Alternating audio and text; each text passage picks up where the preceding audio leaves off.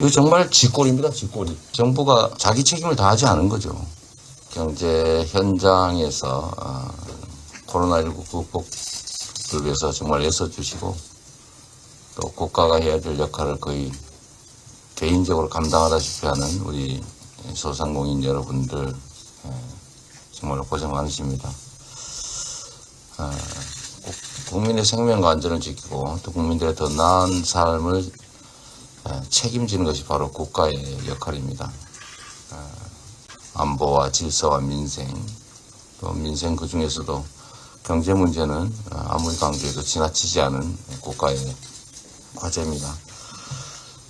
작년에 코로나19가 시작된 이래 지금까지 우리 정부도 매우 큰 역할을 해왔고 또 방역 성과도 크게 났지만 저는 이 방역 성과를 내게 된 가장 주된 영향은 결국 국민에게서 왔다라고 생각합니다. 특히 그 중에서도 직접적 피해를 보는 그리고 약자 그룹에 속하는 소상공인의 희생과 헌신과 협력이 가장 큰 동력이었다고 생각합니다. 다시 또 이제 오미크론 등의 이제 변이 바이러스 출현으로 또 확진자 수가 늘어나고 또 앞으로 감염 위험이 커지고 있기 때문에 부득이 방역 방침이 좀 강화될 수밖에 없는 상황이 된 것 같습니다. 코로나19 때문에 고통받는 우리 국민 여러분께 정말로 송구하다는 말씀드리고 우리가 이 새로운 위기를 또 어떻게 극복해 나갈지에 대해서 지혜를 모아가겠지만 이번에는 정부의 역할을 좀 더 강화해야 되지 않느냐 하는 생각을 합니다. 그래서 몇 가지 오해들이 있기 때문에 저희가 자료를 보여드리려고 합니다. 우선 첫 번째로 보면 작년부터 올해까지 코로나19를 극복하는 과정에서 소위 K방역으로 전 세계에 우리가 호평을 받았는데 그건 정부의 부담보다는 결국 일선의 우리 국민들의 부담으로 희생으로 만들어낸 성과라는 생각이 듭니다. 제가 예를 하나 들어보면 전 세계적으로 국제적으로 한번 비교를 해봤습니다. 근데 가계 직접비 지원은 소위 이제 전 국민들에게 지원한 현금성 지원액은 우리나라는 GDP 대비해서 1.3%에 불과합니다. 1인당 한 49만원, 8만원 이 정도에 불과하죠.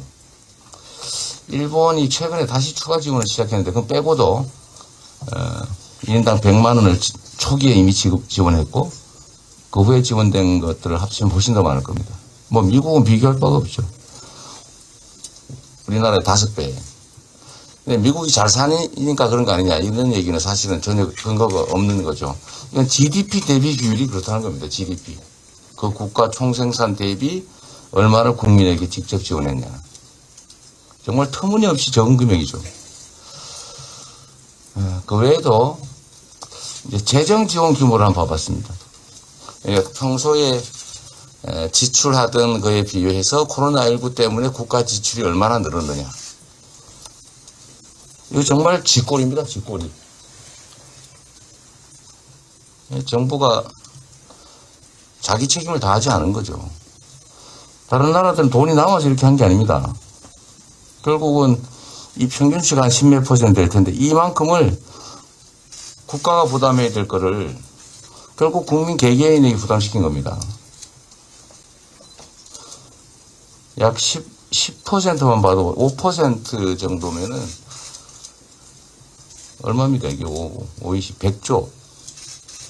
100조 원의 국가가 부담해야 될 방역 비용을 우리 국민들에게 부담시킨 겁니다. 그래서 국민들의 빚이 늘어날 수밖에 없는 구조예요. 그러면 이게 뭐 나라 살림이 어려워서 그러냐? 한번 보여드리겠습니다.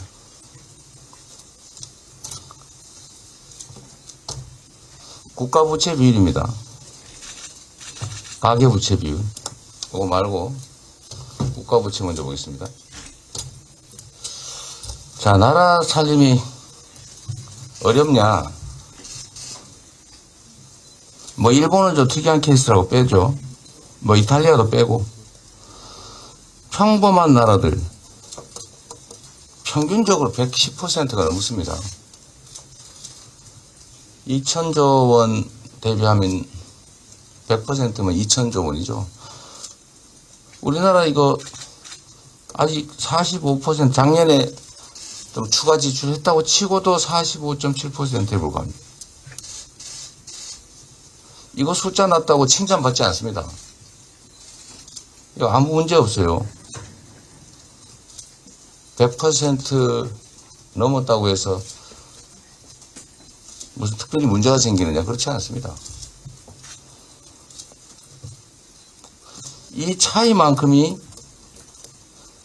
결국은 이렇게 만든 겁니다. 가계부채 비율이 높다. 이거 저희가 시간상 이거 준비를 못했는데, 이 가계부채 비율 증가 그래프하고 국가부채 비율 증가 그래프가 반대로 움직입니다.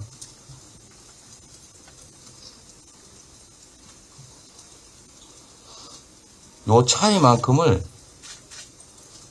결국은 국가가 부채 비율을 줄인 거고, 이 차이만큼을 우리 국민들이 빚으로 안고 있는 거예요. 개인 부채는 시간이 지나서 못 갚으면 파산합니다. 근데 국가 부채는 2월이 가능하죠. 그리고 국가 부채와 대외 부채는 다른 겁니다. 외국에 빚을 지고 있으면 나라가 위험할 수 있는데, 그것도 외국 평균치 정도라면 우리가 경제 선진국이기 때문에 외국 선진국 평균치 정도만 해도 별로 문제가 없는 거죠. 그런데 반대 아닙니까? 반대. 이 숫자를 유지하는 게 무슨 의미가 있어요? 그래서 국가부채는 예를 들면 국가부채가 늘어난다라고 하면 그 채권이 국내에 있습니다. 국민 또는 기업들이 채권을 가지고 있고 국가가 부채를 지기 때문에 한 나라로 따지면 왼쪽 주머니 오른쪽 주머니 같은 거죠. 대외부채, 국외부채하고 일부러 야당이나 이런 보수 언론에서 왜곡 혼동을 시켜가지고 빚 많으면 큰일 난다 이러면서 지출을 줄이고 있는 거죠. 근데 이 국가부채 비율과 가계부채 비율 상관관계는 어디서 발생하느냐? 여기서 발생하죠.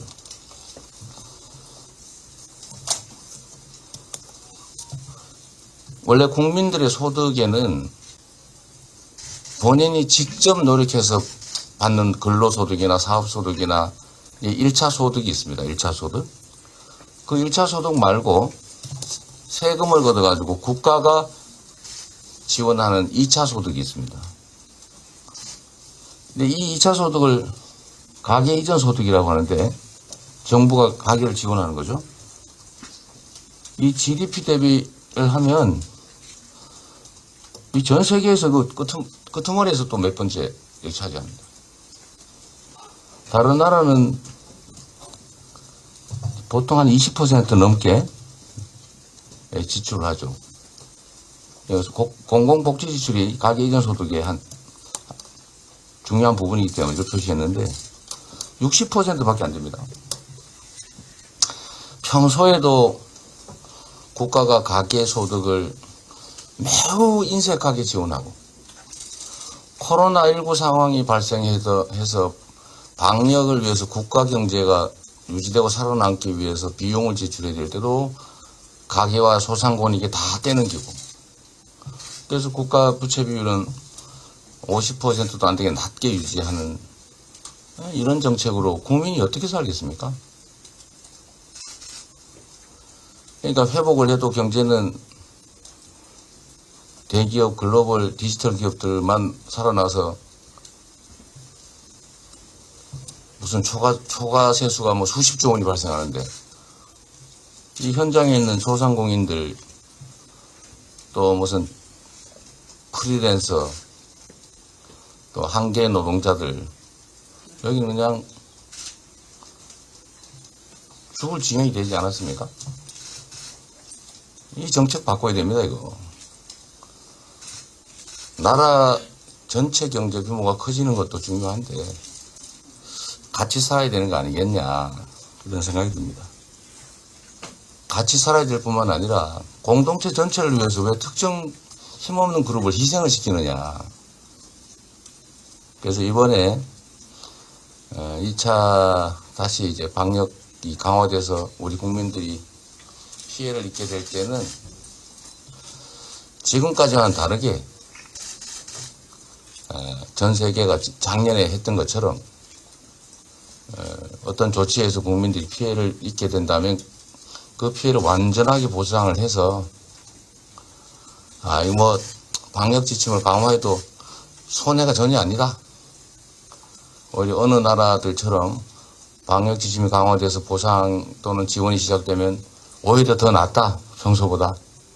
이렇게 생각할 수 있을 정도로 정부의 전폭적인 지원이 있어야 되겠다는 생각이 듭니다. 우리 당도 정부와 당정 협의를 할 때 이 점을 좀 확실하게 좀 요청하고 관철을 할 수 있게 되길 바랍니다. 이제 국민들의 희생으로 국민들의 피땀으로만 국가과제를 해결하는 그런 상태를 좀 벗어날 필요가 있겠다는 생각이 듭니다. 도대체 왜 이런지 정말 이해가 안 돼요. 기재부, 특히 기재부가 주로 이런 걸 하는데, 하나씩만 좀 보십시오. 어쨌든 평소에 가계 지원을 안 해주니까 이렇게 비율이 낮고, 그러니까 당연히 소득은 낮고 뭐 쓸 돈은 많으니까 가계 부채 비율은 가장 높고, 정부가 인색하게 하다 보니까 괜히 공연히 국가 부채 비율은 낮게 유지하고, 그리고 이번 코로나19 극복 과정에서는 이렇게 쥐꼬리만큼 지원해가지고 이 차이만큼 국민들이 고통받게 됐다. 우리 야당에서도 우리 윤석열 후보님도 자꾸 퍼주기 한다 하자는 거냐, 이런 말씀 그만하시고 전에 50조 원 대통령 되면 지원하겠다 이렇게 말씀하시는데, 반대로 얘기하면 대통령 안 되면 지원 안 하겠다 하는 것은 아니지 않겠습니까? 내년에 어차피 지원하려면, 대통령이 되셔가지고 지원하려면 이번 예산에 편성을 해놔야 됩니다. 어차피 재원을 또 마련해야 됩니다.